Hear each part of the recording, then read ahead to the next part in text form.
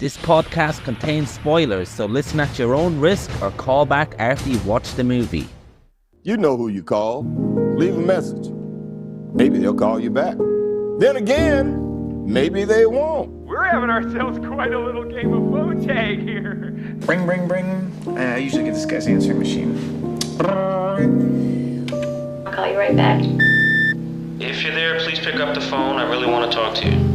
I check my fucking messages every day when I come home from work. My answering machine, zero. I got a blinking light. All I have to do is pick up this phone right here, inform the cinema, and your plan's kaput. No, I ain't got no phone. I had to pull, because people calling all the time, and who needs the aggravation, right? Interruptions. Hey man, rainy old lunch break here. Left the office just to run a few errands and foolishly didn't bring my umbrella. So brought it all the way into work today and then didn't bring it out with me on my lunch break. Just pop into Primark now to get some tights for my daughter. Just thought I'd drop you a quick voice message about a film I watched the other night called The Outwaters from 2022. I'm doing my usual October watching a horror film every day. And it's been a couple of found footage movies actually this month. But one a couple of nights ago was The Outwaters.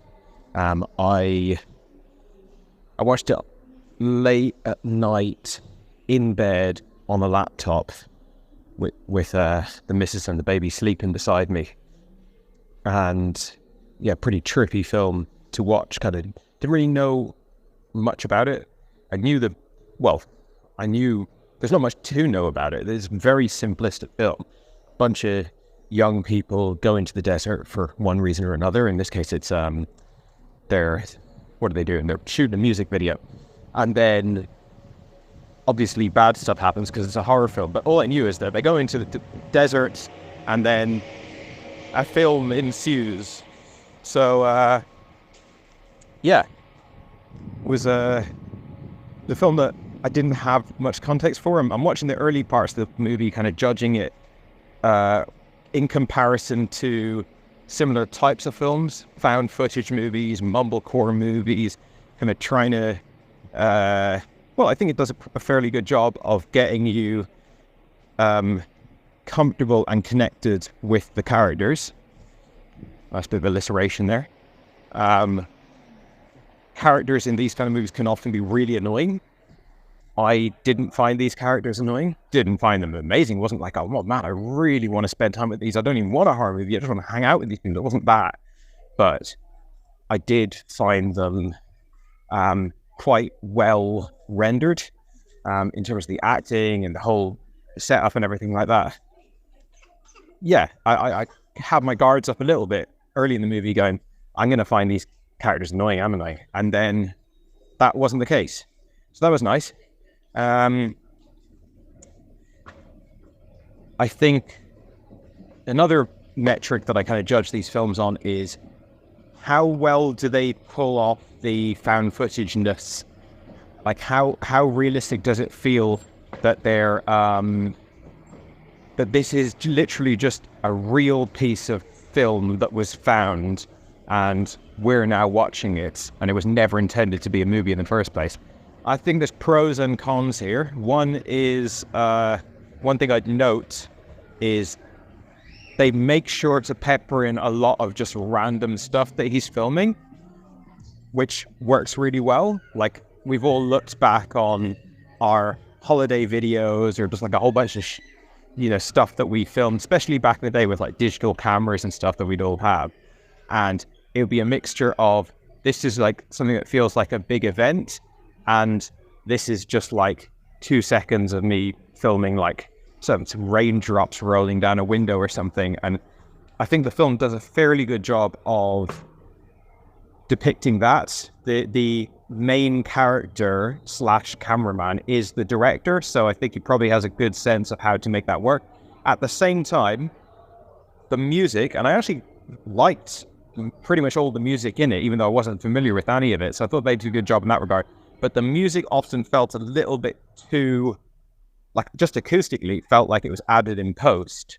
Just didn't really sound quite like it was there. I'm not sure if that's actually the case or not, but that was one thing that took me out of the found footage nature a little bit. And it also felt like there was times where it would switch to a different camera angle, but the music wouldn't skip, which is a very minor little pedantic quibble, but is exactly the type of thing that breaks the illusion. And I think with found footage, it's often a case of maintaining the illusion or breaking the illusion, and it can actually have a fairly major impact for me. So I think they just about pulled it off in terms of that first half of the movie, making it feel real, making them feel like real people. There's some characters like the brother character that are paper thin, but then there's, there isn't the need for really in-depth characterization. I think the exposition that's needed in the film is done quite elegantly as well. I think they don't have much that they need to explain to you, but what you do need to know, that they're going off into the desert to shoot a music video, you get in a way that's not clunky. Anyway, the film, I'm sure, will be most known for its second half, where everything goes crazy. We talked recently about Event Horizon and how much I dislike movies that are just like, it's just crazy. Like, no explanation, no nothing, no like logical consistency or anything, just craziness. This is obviously one of those films. It bothered me less, the craziness, than it usually does. I'm not saying that this film didn't bother me. We'll get onto that. But the fact that it's just a surreal cosmic horror Lovecraftian experience where you're not supposed to understand what's going on at all is something that maybe works weirdly in a found footage movie, because it's just so much about the person's experience. It doesn't really matter about some bigger plot or exposition. It's okay that you're just getting the on the ground fear experience. And it's also a film that's very arty. It reminds me of what was the name of that film? There's a film a few years ago that was set on a fishing boat. Maybe it's called Leviathan, which I remember really liking, and it was very impressionistic. It was mainly just like atmospheric shots. It was actually a documentary, but the documentary wasn't attempting to capture like, clinical information. It was more about the sensory experience of being there on the boat. It reminded me of that. And again, if you're making a film that's like that, that's like, you're really not supposed to be totally clear on what's going on and where you are, then maybe that also like dovetails nicely with the overall style of cosmic horror, and what my usual misgivings about that genre are kind of bandaged over by the fact that it's like, well, this is really just about the energy of the person. Now, it is an artistically interesting and brave, I suppose, film in how stylistically wild it is. I know that a lot of people watching it are going to absolutely despise it. I went on IMDb afterwards, and I think it had something like a 3.0 rating, which is, I'm sure will place it in like the top 10 lowest rated films I've ever seen on IMDb. I'm not coming from a place of, this isn't a 3.0, this is a 9.0. Like, I didn't adore this film. I didn't think it was a masterpiece, but I think that it's going to be overhated because people are just not going to roll with it. A lot of people are not going to roll with this movie. I think this film is just a worse version of what could have been an amazing movie, right? But the key word there is worse, not awful, just worse.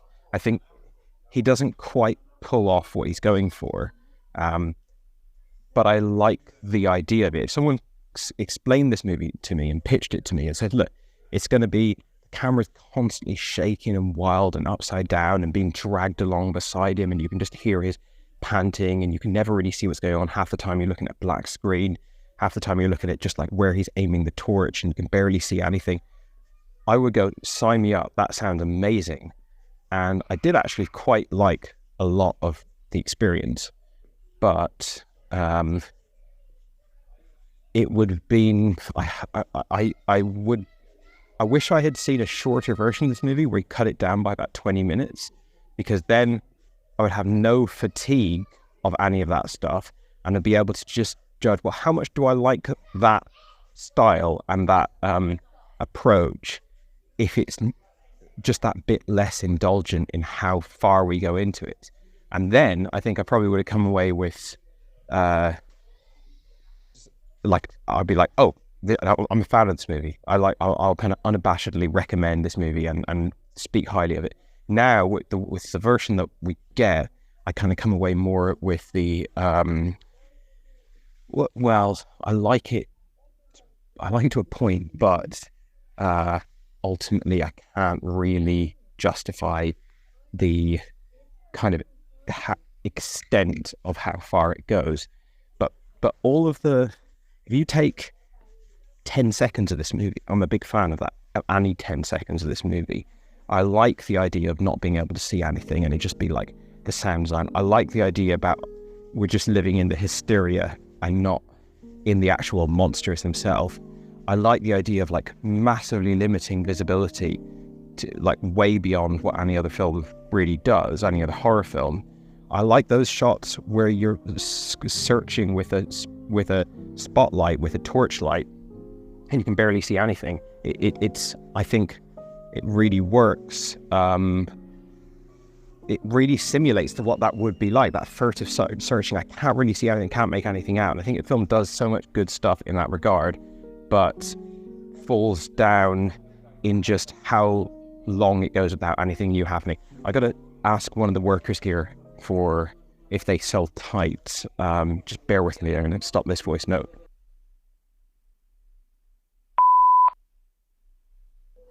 Okay, they pointed me in the right direction. It's a film with not a huge amount more to say, but then also endless conversation to be had.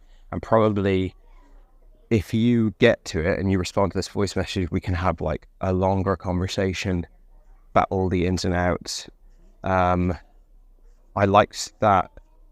I love the bit where you just see like the feet moving around in the spotlight.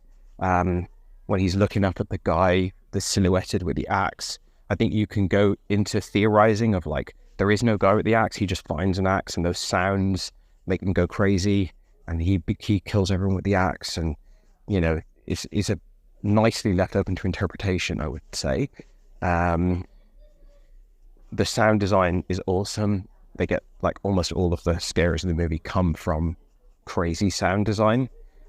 Questions can be asked about like those early earthquake scenes. Are they real? Are they in his head? What do they mean? So there's a lot here to dig into. And I kind of, I'm expecting that if you watch this, you're going to hate it, because I think just like statistically speaking, most people are going to hate this movie. But if you like it, even if you don't love it, but you're like, you know, if it was decent, then I think we collaboratively might be able to get to a place of liking it even more, because I think it's one of these films that if I saw it with someone and we were on that sort of similar energy level and started breaking it down and discussing it, I think there's so much to compliment here that together you could maybe come to a place going, you know what, I really like it. But for me, I'm glad I watched it. It may be very uncomfortable, which is always good in a horror movie. I was quite tired watching it, so that allows it to seep more into your like consciousness and just makes you feel more queasy and uneasy. Obviously, it's very, very visceral, the camera work, the panting, all that hysteria that he's going through. That you're supposed to feel that. You're supposed to be there with him in that experience. And I got there, and so that kind of worked for me pretty well. Anyway, I better get back on my mission here, and then might drop you another voice message later. Any more thoughts come to my head. Actually, a few little, I'm walking out of Primark now, I've got my tights, about to head hopefully not into the rain again, then make it back to the office running a bit late. Oh, it's absolutely fucking pissing rain. Okay, great. Get the old put ups. In fact, I don't even know if it's worth sending this voice message, because I'm not sure how much you'll be able to hear. I'll give it a try. Okay, so a couple of things I like. I liked the fact that the nature is beautiful, but the situation is grotesque and horrific. I thought that worked really well, where you're sometimes seeing sort of National Geographic level shots of nature, desert, the grand scope of it, but then with like bloody hands and stuff like that in it. I liked the lo-fi trick of those little screeching eel, worm, snake things. Obviously, like some sort of supernatural thing. It caught me. I mean, I'm terrified of snakes, and that worked on me every time, even though it's literally just like pulling something between someone's leg. It's old school Sam Raimi trickery. That I dug. I loved the sound thing. Look at like putting the microphone in the rocks and listening to that. That was really cool. And the final piece of self-mutilation, I felt a bit too sort of shock value rather than like anything else. But yeah, sure, it's fine. They pulled off the prosthetic. I mean, no pun intended. What else? What else can I say? The lights, when it goes into full cosmic, like we're now just in some sort of like space zone dimension. That was, at that point, it's kind of like, why not? You might as well go there. But that was one bit where it's like, okay, we're actually stepping outside of what I would expect the camera to be able to capture. But then if the stuff is all in his head, which maybe it is, then the camera couldn't capture any of it in the first place. So that's an interesting line of inquisition. And yeah, okay, nothing else coming to mind. I'm getting absolutely soaked here. Look at me, I do have a dry pair of trousers with me, so I'll get those on. And I'm just hoping my socks are still semi-dry. My shoes are waterproof, so yeah, absolutely horrific weather. I'd rather be in the middle of the desert getting chased by cosmic worms.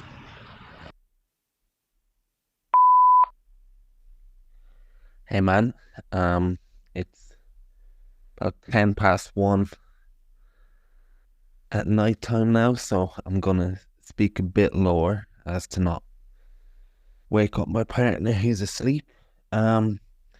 Just after finishing watching the Outwaters, by pure fluke, I ended up watching it. I wasn't going to watch it. As I repeatedly say, I'm not a fan of horror. Although, now after watching a few in a row as part of piggybacking off your Spooktober or Shocktober or whatever you call it, I realize a lot of the time I don't like it because it just makes me feel uncomfortable. I don't come away from a movie excited. I come away from the movie with, well, horror movies, should I say, with mild anxiety sometimes, and I don't really like that feeling. So maybe that's what puts me off watching them, that feeling that I come away with. And I was very reluctant to watch the Outwaters because the movie sprung on me that I don't know if it was on your list or not. It got absolutely terrible ratings on IMDb, like you said. Probably the lowest rated movie I've probably ever watched. Even people that like horror, I've seen them not like this movie. So it's purely because it's late at night. It's my birthday tomorrow and I couldn't really sleep, so decided to put something on, and I was really given this low expectations when I came in. I thought, okay, I'm not gonna like it. I'm gonna see if there's anything to glean or discover from this movie that, as someone who likes movies, can take away from it. And for some reason, I think I had heard that not a lot happens for a long time, which for me technically is not true. But maybe they were saying now that the movie's ending gives you a very different interpretation of what has come before this. And it's funny, I just saw Wreck today as well, and that's a found footage movie, and this movie presents itself as a found footage movie, but I never really viewed this as a found footage movie. I know they tried to do the thing with the different memory cards and the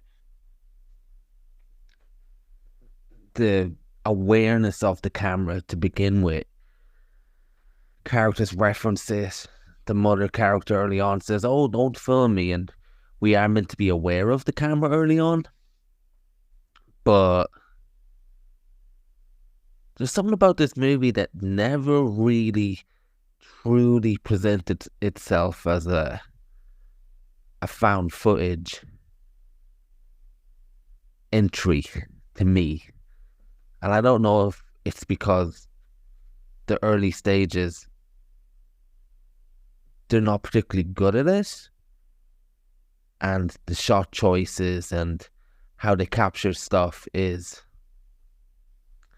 much more mumblecore-esque. It felt like a early Joe Swanberg or people like that, where they just don't really have much of a flair for directing ability, but at the same time have quite a flair for capture and ambience of rooms and just making you interested in the most lo-fi anthropological way there is. You know what I mean? Where you just all of a sudden feel like you're sitting in a room with these people, and these shots that just seem wasted and pointless, and the framing and the story that you think is going on that goes nowhere, and lots of uninteresting shot choices in these mumblecore movies especially.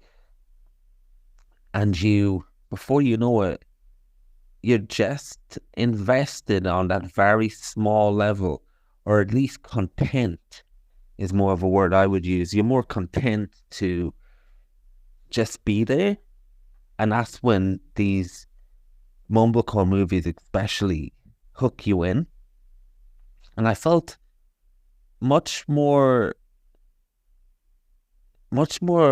like that with the Outwaters than I did, okay, what's the camera doing now? How are they trying to shoe in the film? How are they trying to shoe in the camera? You know, that found footage problem. It's almost like what I captured was so fucking mundane that it made you forget that it was meant to have that found footage vibe. I don't know if it was intentional or not intentional, I don't know. But I never really looked at this as a found footage movie. And I gotta admire the earnestness of these filmmakers, and I gotta admire what they did. And you do get the impression that they're throwing a lot of things at the wall, just seeing what will happen. Shooting a rainy day, shooting people having a laugh, and then just editing it together to see what happens. And the desert itself is a great backdrop, and it's nice that you get the impression and the feeling that what their characters are doing, the cast and crew are doing as well. Like, they're going to these locations, they're probably living in these tents while they film. They're getting down and dirty with bugs, and I think they actually got stung by a bunch of bees in one scene for real just before shooting. And they're just really down and dirty and grassroots filmmaking, if you will. We get grassroots footage of these beautiful mountains and the city in the backdrop, it just feels all down and dirty filmmaking, and I like that. I like that a lot. And then we get to the event, shall we say, at nighttime. Obviously, leading up to that, there was sounds and a few things like that. And then all of a sudden, the shit hits the fan in a way that I didn't really see coming in terms of what they actually managed to do. Because the earlier scenes are so amateurish. And I'm not saying that some of this stuff isn't the same type of amateur way of going about things. And I don't mean amateur in a... I don't really mean amateur in a negative way at the same time. I'm trying to think of a more complimentary word. It feels like they're doing their own thing and they've never seen a movie before in their life. And I really like that. I feel like they're not really trying to be anything other than themselves and what comes to them in the moment. And that's good and bad. That's really intense, disorientating, frantic scenes that work very well. And then it's also shots of a hand, yet again, stretched out full of blood. Thought that was overused a bit, even though I liked it, which goes back to your 10-second of any scene is very good in this movie comment.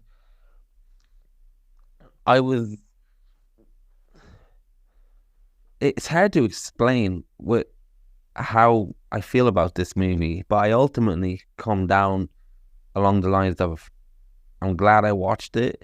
They've achieved quite a lot of good with this movie. And while I was watching it, especially when the shit hit the fan, I couldn't really stop watching it. And a lot of the amateur, I'm going to do what I set out to do. I'm not trying to mimic, I guess is a better word, original things that they try and do here. Works when it starts to get abstract and impressionistic and just, yeah, very different. There's some amazing shots in this, actually. And when this shit hits the fan, shall we say, the strangest thing, I didn't think of it as a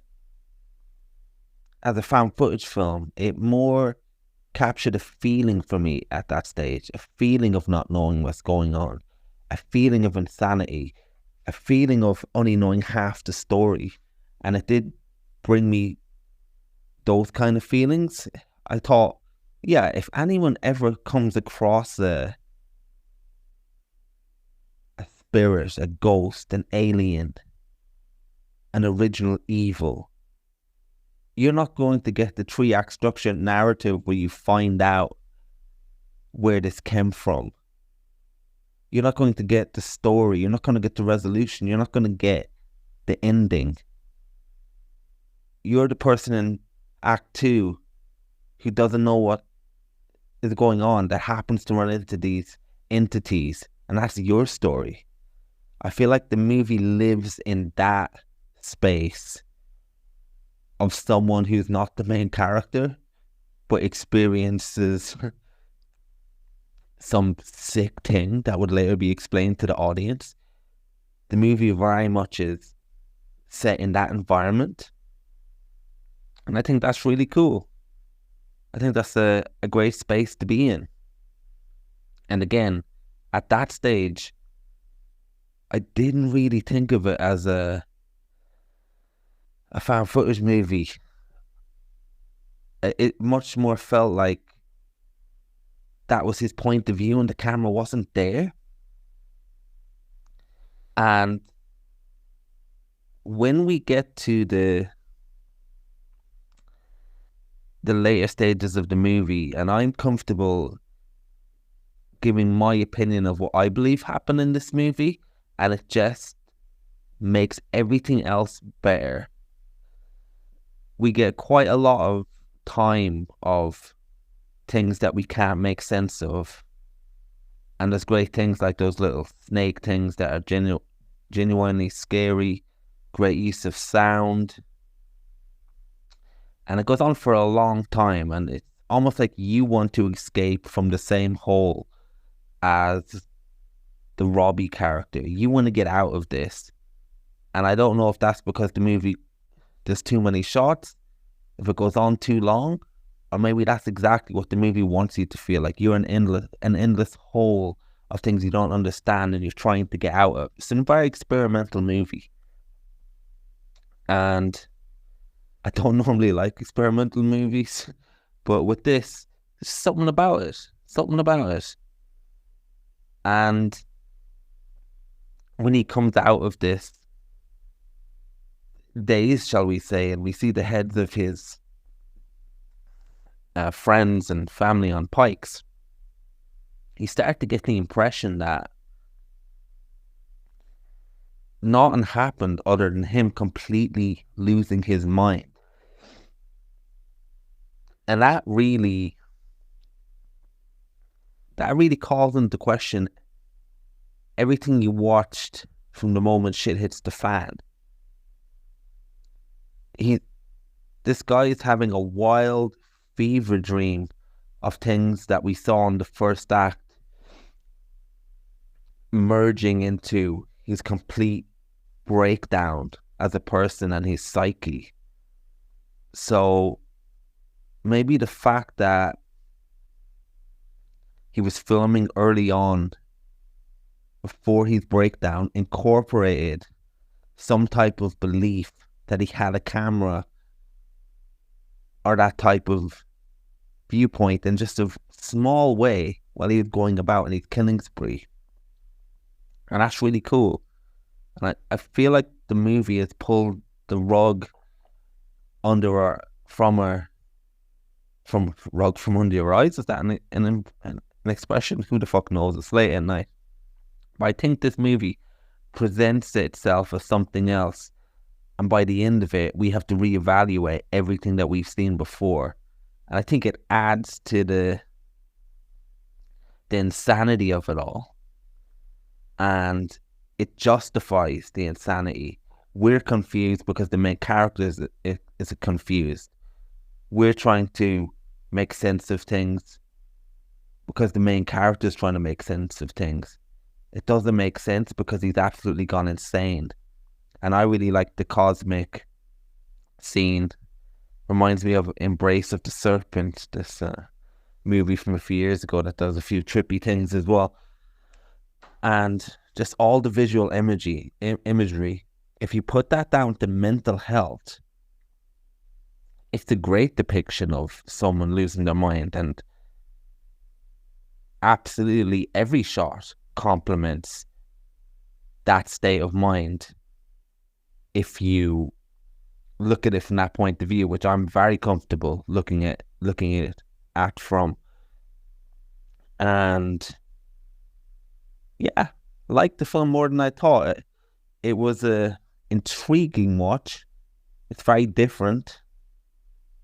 It's something I couldn't necessarily recommend to anyone and everyone, but it does have a lot going for it, and it is a unique experience.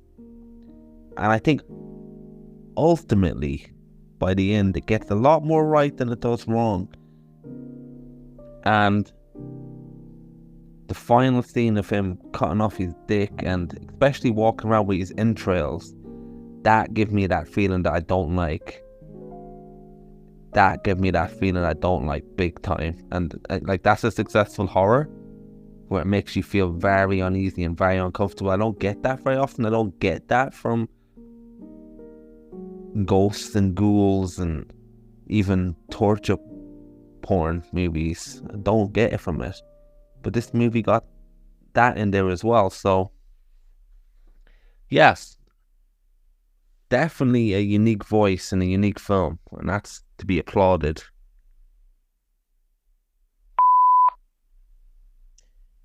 I'm really glad to hear that it worked so well for you. I think we probably feel quite similar about it. And I was somewhat reticent about recommending it to you. I mean, we have a thing where we don't recommend films to each other. We just sort of, because we don't want to build things up too much. So we just sort of like try and get, if you want the other person to watch something, you try and get them to watch it with as little context possible. Like I don't think either of us are ever going, you got to watch this, it's fucking amazing. It's more like, let's try and engineer a scenario where he watches it, but without me raving about it, because I'm just putting him on the back foot right from the get-go. With this one, it's one of the more nervous recommendations I've probably ever made to you, because I think there is a massive opportunity for anyone watching this film to absolutely hate it. And I would even say that of myself. I liked it, and I like it more and more, kind of the more I think about it and the more I digest it. And now that you've watched it and you've sort of shared your thoughts on it, that's also like given me more opportunity to like consider certain elements of it, and even just things that I disagree with you on, but that allows me to sort of chew over the material more. I think it has a lot to offer as a film, but I can also see myself watching it under the wrong mood, the wrong conditions, looking for the wrong type of movie. I'm like, if I watched this one, I was looking for something completely different or whatever. I could hate this film, and I think a lot of people have hated this film. Maybe most people have hated this film. So I was like, am I gonna just give him a fucking awful night? By the way, happy birthday! You mentioned there, so it's the eve of your birthday. So yeah, this thinking about this film is your birthday present. But yeah, it's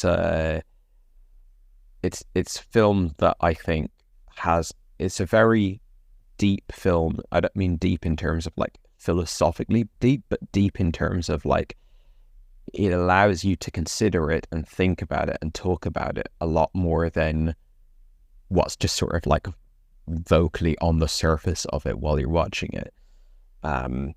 Both from what happened narratively within the film and from a filmmaking perspective. As you said, you've highlighted a lot of the things, and you know, I agree with the comparison to Mumblecore and how some of these directors, like some of the early Duplass stuff and early Joe Swanberg stuff, where they had become less establishment at that point, and they were somehow just capturing the essence of how people interacted with each other, and they managed to bottle up social scenes and relationships and little subcultures and environments really well, in a way that we hadn't really seen film manage that before, even though the films were very rough around the edges, and there was a certain magic to that.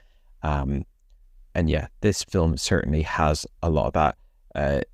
The early mundane scenes of people just kind of doing the thing, living their life, like they, you know, paint a nice little tapestry of the people's lives, and there's nothing really exciting happening, but I'm invested, I'm there, I'm locked in. And then, you know, it's kind of like From Dusk Till Dawn or something, where like it's one of these classic films where the first half and the second half are very different, but also I think you really need that foundation of the first half. If the whole film was the second half, then that would literally just be like a video art installation. So they ground you in like the most mundane, most grounded, believable scenario before they hit you with all the crazy stuff. Now, you mentioned many times in your voice message there that you don't think of this as a found footage movie, and that's interesting to dig into. So I think, for starters, for me, like, I think of this 100% as a found footage movie, because I mean, just on a basic level, it's they found footage. That's the conceit we get with the opening title cards, We're working our way through a bunch of SD cards that this guy filmed when he went out to on his music video, and everything in the first half of the film is very much it rings very true to person just shooting a bunch of shit without trying to like make a movie or whatever, just like their home movies. Now, when there's a question to be asked. I don't think it's a question to be answered, but there's a question to be asked of, is it all in his head? For example, are there cosmic worms? When we get to that like trippy lights, whatever we're looking at there, whether it's like the cosmos or who knows, is that there, or is that just in his head? Was there someone up on a hill holding an axe? And you can take it further, you can take it into the first half of the movie and go, were there ever earthquakes? In other words, is everything, every external weirdness in his head, like we do see him recording the sound and the other girl can hear it, but that could be in his head. Or is everything real?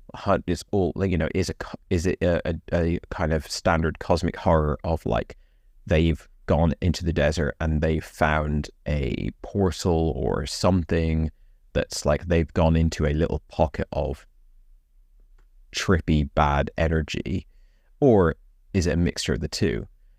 And some would argue, perhaps you, that if there's stuff that's coming from within his head, then it can't possibly be rendered on the camera. Like if we're seeing it in the footage that's been found, then it has to be real, because, you know, if I'm hallucinating and then I hold a camera up, the camera doesn't record my hallucinations. However, I would say it's a movie. There's no rules, you know, it's art.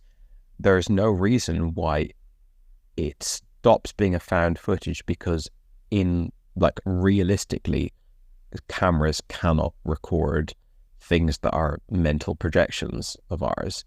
I would go, well, they can in this movie because the director can do whatever they want. So for me, like films can push at the boundaries of what a genre does. It's kind of like we were talking about Wreck the other day, and I was like, it's a zombie movie. It doesn't matter if they're you know, people, you know, rising from the grave because they got a zombie bite or whatever. It doesn't matter.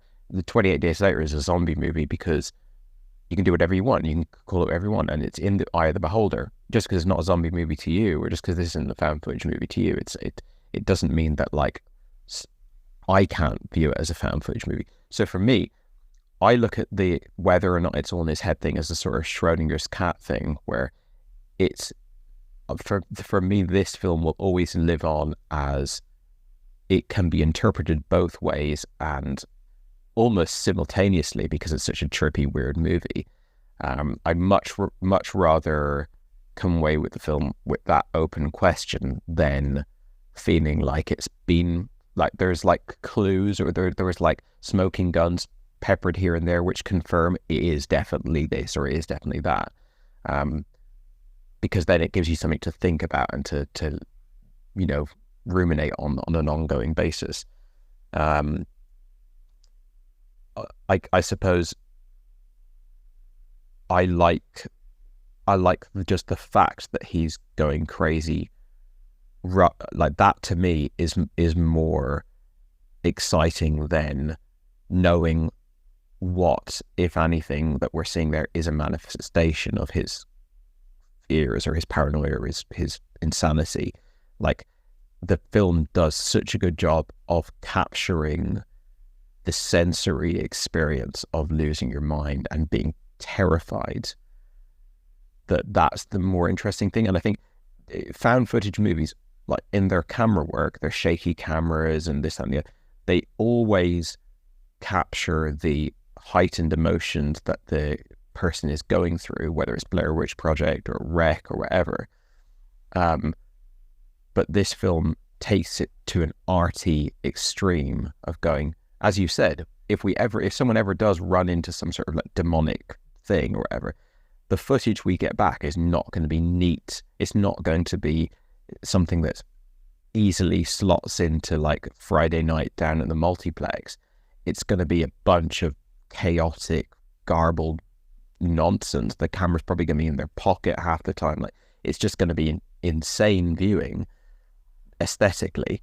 And I like that there's a film now that takes a much bigger swing at capturing that aesthetic.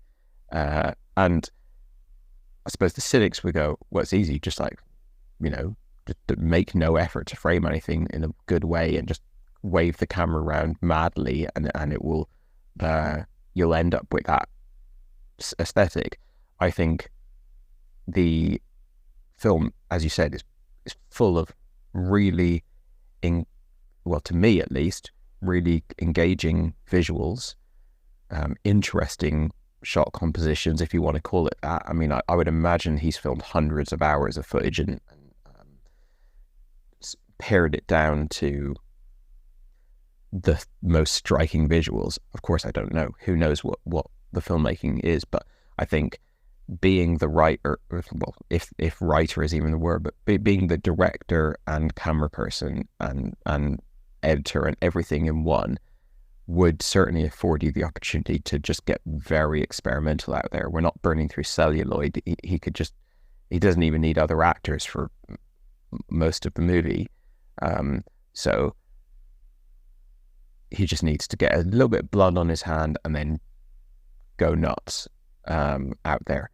And I think for me, he's delivered a package that brings you a lot closer to what that feeling would be than most found footage horror movies, which of course distract from the pure sensory experience of the person under threat by showing us the threat itself a lot more. So you're much more focused on the zombies or the monsters or whatever. In this one, it's very much focused on just the emotions and the feeling alone, and just getting that laser focus on that is works really well. There's a film, let me look it up. Bobcat Goldthwait directed a Bigfoot movie, and it's a found footage Bigfoot movie, and it also, I won't spoil it, but it takes a very arty turn, kind of like this. It's called where is it now? Scrolling through IMDb. Find it.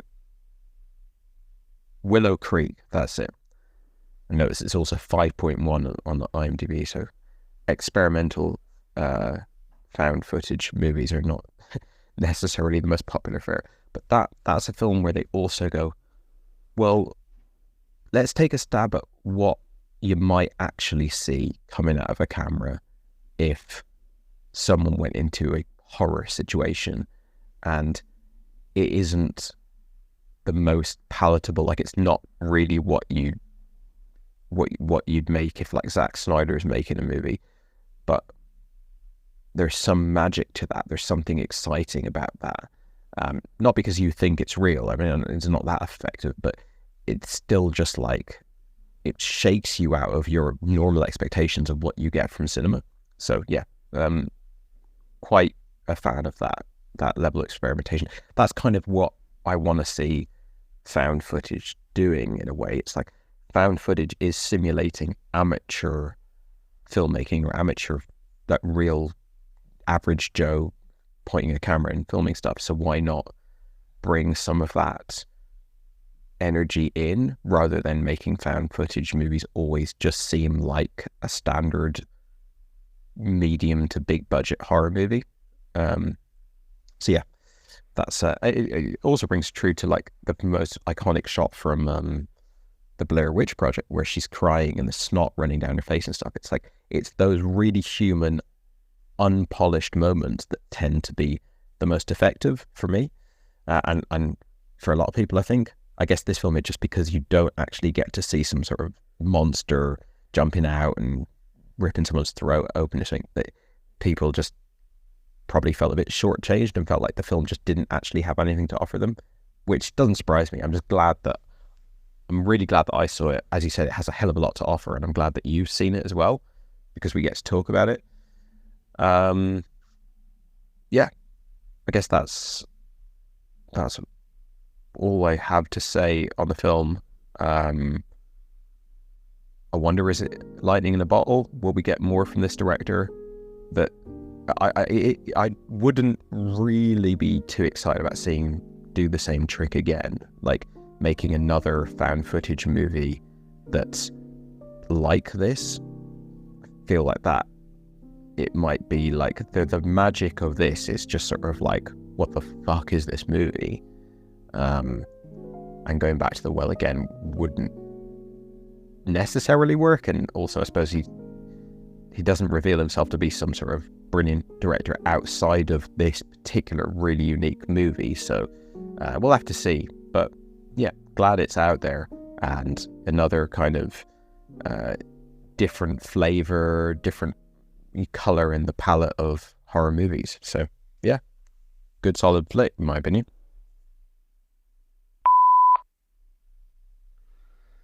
Hey man, day after my birthday now, went to see Joker Fully Ado. Had some nice Korean food, and I was going to say the Big Smoke, but I don't know what London's nickname is called. The Big Fucking Stink, maybe? I think I went on a tour with my family years ago, and they talked about how they had basically the boarding up equivalent of what you do to a building to a river, because the river stunk so much. So apparently there's a river that used to exist in London, and they had to just fill it up because everyone threw their waste in there. But anyway, good birthday. My TV didn't come because Curry's fucked up my order, so I had to crack a few skulls this morning. And by that I mean get really frustrated on customer service and just powerless. That's what you call cracking skulls. Just to get back to you with a few more thoughts about this movie. You mentioned that I mentioned quite a lot of times in my voice note 2 days ago, I think it was, that I don't think this is a found footage movie by the second half, and you wanted to question that and explore that, I guess would be more accurate. For me, with these type of movies, and I'm not sure if you ever had these conversations before, I feel like when I can crack a reason and an almost, not to say definitive answer, because that's not true, because my interpretation is my opinion, and it's not a definitive interpretation, but it's just something that allowed me to like the movie extra. And that goes from, I'm watching a movie like Outwaters, I'm enjoying so many great shots, mostly from a POV perspective. Really nice ideas like limited lighting. We almost see a lot of the horror through a searchlight, even though it's probably the light of the camera, of course. That's really cool. And there's great shots where the camera's upside down and he's chasing this woman and he can't get close to her. That's a really cool psychological perspective. And we see a tunnel that could be a way into an alien world and all these things, and it's just really confusing. It does elicit a lot of feelings. It elicits dread, confusion, disorientation. It's a really visceral journey. And I like all those things. But in order for me to enjoy those things more and not feel like we're just throwing stuff at the wall of really cool ideas and then letting you be confused, I always need to come out the end of it with, well, that was really confusing, but here's what I think. And it's that type of speculation, and it's that type of trying to fit the puzzle together. If I can come up with my own jigsaw by the end of it, everything that I've seen means more, and everything that I've seen seems worth it. And I'm talking about from a pure movie viewing experience, not so much as a film fan where I can appreciate the shot, I can appreciate this setup, great idea from a very technical level and a very artistic level. I can appreciate those things if I don't come up with my own puzzle conclusion. But I'm just talking about as a narrative experience. I need to be able to put those things together in order to feel better about the film and ultimately make it work for me. There's a movie by Darren Aronofsky called Mother, ! For fucking Cinematrix sake. I remember that very well. And it's a movie about a lot of people coming into a house and anxiety, and I think it's Jennifer Lawrence when she was married to him at the time, or whether she was with him at the time. And I couldn't put the pieces together of what that movie is about, and I ultimately didn't like the movie. Like, again, lots of stuff to admire, but if I don't come out the end of it with my own interpretation, I just end up not liking the movie, because my overall question is, what the fuck was that about? If I can't get my own version of what the fuck that was about, it doesn't have to be right, it can be way off. Then I just end up not liking the movie as a film experience in a going to the cinema type of way, or at least I like it a lot less. So it is important to me that I can come up with my own conclusion. And then, funny enough, just to go back to Mother, when I heard interpretations for it afterwards, then I thought, if I had that in my head, that would have been a very different movie. And it's almost like I need to have something in my head in order to work in tandem with the images that I'm being presented with. And I mightn't come to the conclusion straight away. I might come to the conclusion halfway through. And in this case, I came to the conclusion when he comes out of the almost ayahuascan killing spree, when you see all the heads on the pole. At that point, I felt like the puzzle had come together for me. And then all the other things that I thought were really cool from an artistic point of view and a technical point of view got a lot better. Whereas, I don't know if I'm correct in saying this, but for you, I feel like that doesn't matter as much, which is fine. Incidentally, as well, we've just watched this movie the other day.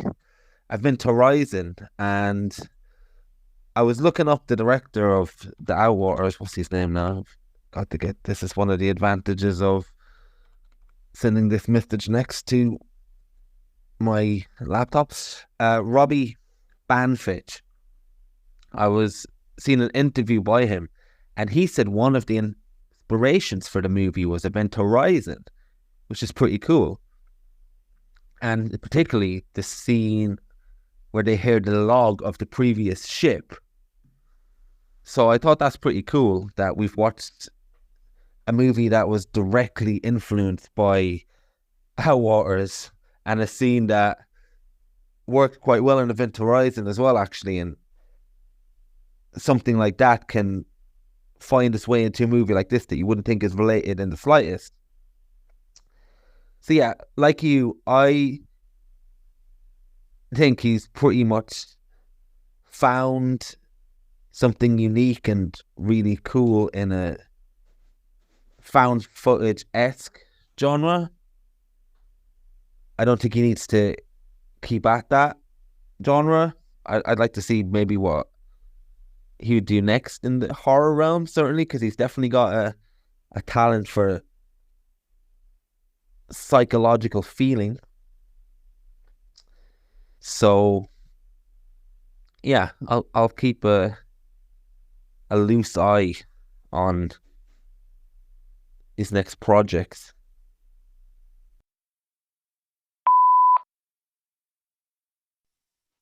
Hey man, it's probably been about over a week or two now since we've watched the Outwaters. I can't remember it. Oh, it actually says here on this chat that last message was sent 11th of October, so now it's basically 10 days later. Yeah, so I've been messaging the director, Robbie Banfitch.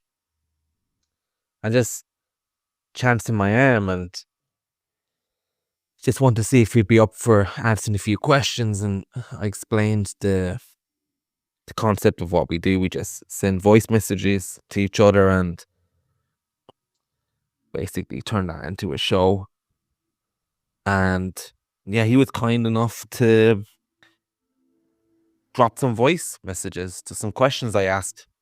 Now, the only problem is because I typed the questions out on Twitter, the voice notes you're going to hear is actually minus my question. So I'm going to tell you, just so you can follow along, I'm going to tell you what questions I asked him. And then I'm going to drop his answers, maybe 3 at a time, do it that way.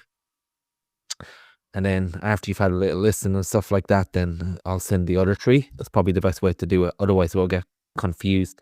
So the first question I asked him, was the movie heavily storyboarded, and were you always shooting for specific things when you were out in the desert, or did you improvise with a lot of ideas and inspirations while you were out there? The second question I asked him was, how much time did you have with the crew out in the desert? Did you have access to the desert long term?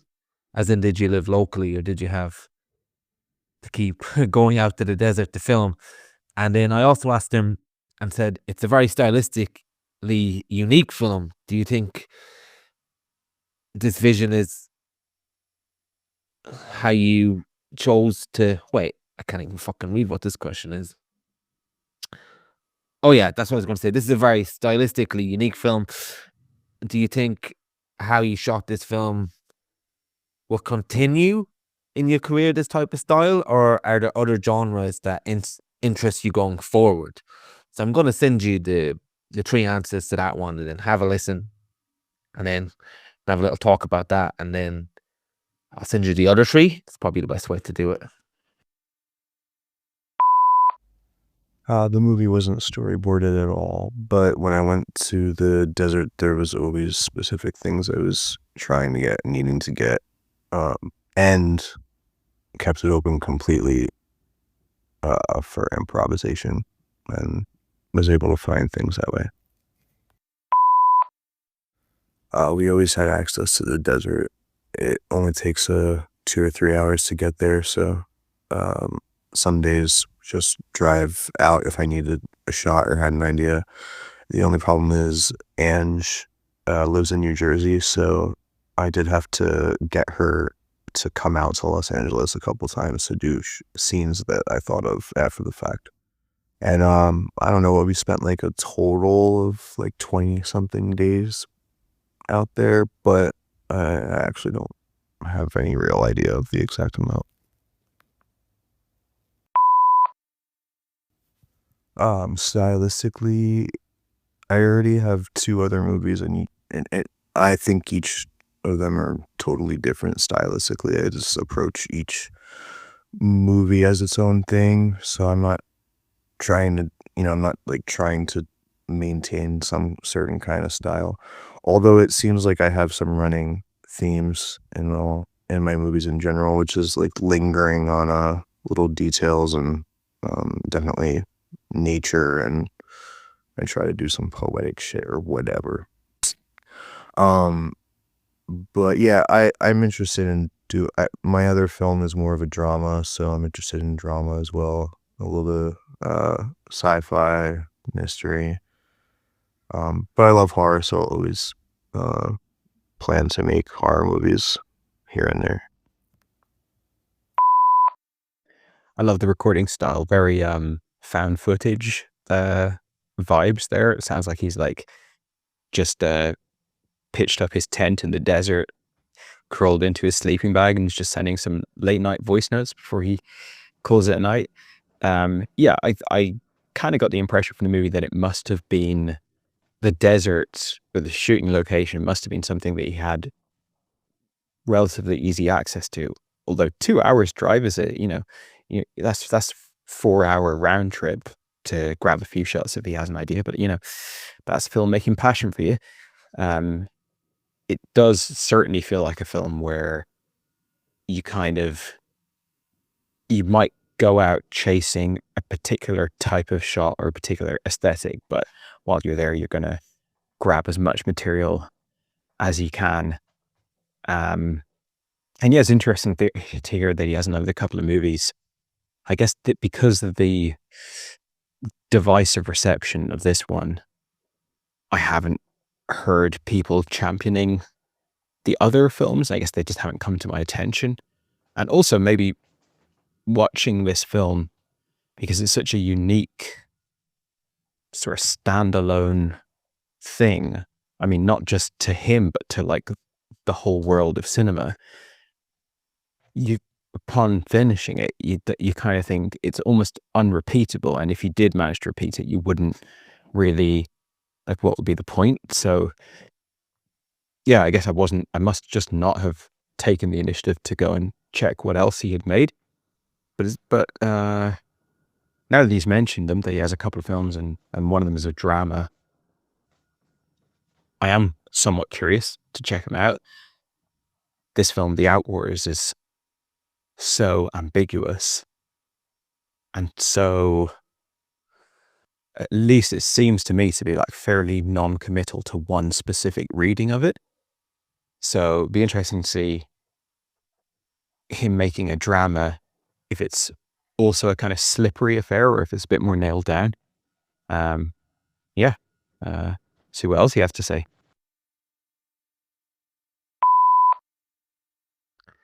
Yeah, he probably did pitch up a tent, to be fair, when he was recording this, for the amount of times I was just bombarding him. Hey, man, gonna answer those questions. I'm sure he's glad to see the back of me. But just hearing those voice notes again, I had heard them once before, obviously, but just had a play of them again before I replied to you. There is something pretty cool and pretty improvisational, I guess is the word, about going to the desert without a storyboard, with just ideas in your head and just seeing how you feel on the day and what you can come up with. Obviously, he mentions that he had specific things in mind, as you would in your head, but then the second you get out there, maybe the lighting is different on a certain day. Maybe you're catching things at the right time. And I'd love to know, obviously you can never get in somebody's head, but I would love to know how you strike gold a lot of times. Because if you go by this movie, and again, this goes back to the comment that we said, that if you take any 10 seconds or 12 seconds of this movie, it has really something interesting and visually pleasing on the eye. And just to think that was a guy going out there by himself, it seems, on some occasions, and just coming up with these unique and captivating shots on the fly. He really got a lot out of that when it comes to the movie. Like that incredible shot where there's an upside down running scene where he's chasing after somebody. I'd love to know if that was just something that came to him on the day, or not.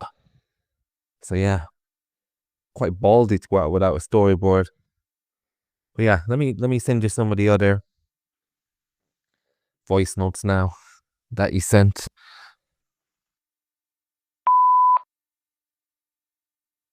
Yeah, so just to add the questions for context for the next voice note that I'm about to send you as well, based on his answers, here's the questions that I was asking him. So I asked him what was his favorite found footage movies, and as we mentioned, the mumblecore kind of vibe that we felt in the early stages of this movie. I asked him, "Are you a fan of mumblecore?" And I was saying that we like movies like Baghead and The Rental, and do you think those two genres work together very well? And I just said that I felt Outwaters was reminiscent of it early on. And then I asked him, I said that every year a film comes out that is incredibly divisive. Your movie has a 3.5 rating on IMDb and 75% on Rotten Tomatoes. Myself and yourself got a lot of good things from this movie, but we could tell from the beginning that this movie would alienate a lot of people. And I asked him, was that something he was anticipating, and does he care about that? And I'll send you through those voice notes as well now in a second. Just have a listen.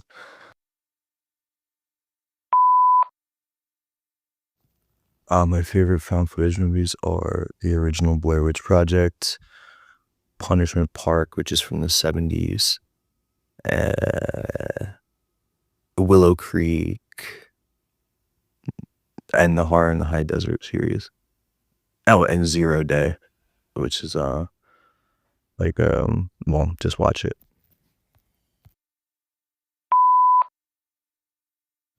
As far as mumblecore, I remember, I guess Tiny Furniture is mumblecore, and I like that, and I like Lena Dunham. So I haven't seen Baghead, and but as a concept, I like mumblecore and I like Tiny Furniture. I'm sure I've seen more, but that's what comes to mind. Excuse me, my movie has a 3.9 on IMDb. Divisiveness, I knew that I would lose a lot of people once it started going, once the attack happened, because I wanted to do it the way found footage actually might be in a lot of ways. Lots of darkness and screaming, and I knew that there was just people that were not going to be down for that. I also knew that there were people that were not going to be down for having the first half be kind of intentionally uneventful and without exposition and contrived character moments. I just wanted it to be like actual slice of life stuff. So I knew that there were going to be a lot of people that weren't into it. I did not know this many people were going to hate it. So in some cases, critics hate a movie, the audience love it, or audiences hate a movie and the critics love it. Sometimes everybody loves it or everybody hates it. But in this case, for my sanity, thank God for the critics. But it's exactly the movie that I wanted to be, so also whatever. Yeah, man. Just walking home from work there, listening to those last few messages from your man. Yeah, and to your point there, I think it's always kind of mystical when you see a movie where it's clearly people showing up to something uncontrollable, like nature, and then grabbing shots and trying to theorize in your own head. Were they inspired by the moment? Was it like, oh, get the camera out. There's, look at the way that light shining through that tree or whatever. Or did they have a very specific agenda and they come out to that spot like 6 times trying to grab this really specific thing? Terrence Malick's definitely a director that comes to mind, where I watch his films and I kind of can only imagine that he's acting almost like a photographer who's just on location and just trying to bottle up the magic that already exists there. This film sort of falls into that. It's interesting to listen to his voice notes there. He mentioned a few found footage movies that I have never heard of, and at least one that was much older than the found footage boom, which starts with Blair Witch in 1999. So it'll be interesting to go back to some of those older found footage movies and see kind of what they bring to the table. And he mentions there the divisiveness. Yeah. It sounds like he was fairly well equipped for the reception of the film. Sounds like he anticipated that it was going to be a challenge for a lot of people. And it sounds like he also he's at least found a fairly healthy place to relate to the sheer quantity of people that have really struggled with the film. The things he was going for, just to his point of what he wanted to pull off, what he wanted to achieve, kind of had to be this way. He really wanted to make something that felt like actual genuinely discovered footage, which I think both of us have said several times in discussing this film. It is a film that more than maybe any other found footage horror movie feels like found footage. I think if you're really going to commit to that, which I'd argue he has, then you're going to lose probably the majority of people, because people go see a movie to get a movie, right? People go see a movie because they've identified movies as a thing that they enjoy. And if they go and sit down and the movie starts and it's a complete departure from everything they know and love about the form, then, I would say not many people are really up for that. And that's completely forgivable because, you go into a restaurant and you order a pizza and they bring you over something that's a complete departure from everything you know about pizza. You might just want a pizza. And that's not like a sort of stupid response or an ignorant response. That's just a completely reasonable response to watching a movie. But then there are the occasional people out there. He cites critics, though I don't. That may be a little bit facetious, because I think it's been divisive with critics as well. But certainly, critics will have a tendency to like a film that's experimental and pushing the limits of the form more than your average cinema goer. And I think, for us anyway, it's been an interesting watch, an interesting discussion, and I think a valuable entry into the found footage horror canon because of all the reasons we've been discussing. So yeah, in my opinion, good flick, good chat. Kind of hope to see him pop up again in the future with something interesting, something stimulating. And I probably will have a look now to see, I'm not sure if I'll fully commit to actually watching one of his other movies in full, but would like to give them a glance, see what they're about, and then if I feel drawn in, then yeah, give them a watch. Your mailbox is full. Please delete new or stored messages which you no longer need so that new messages may be received.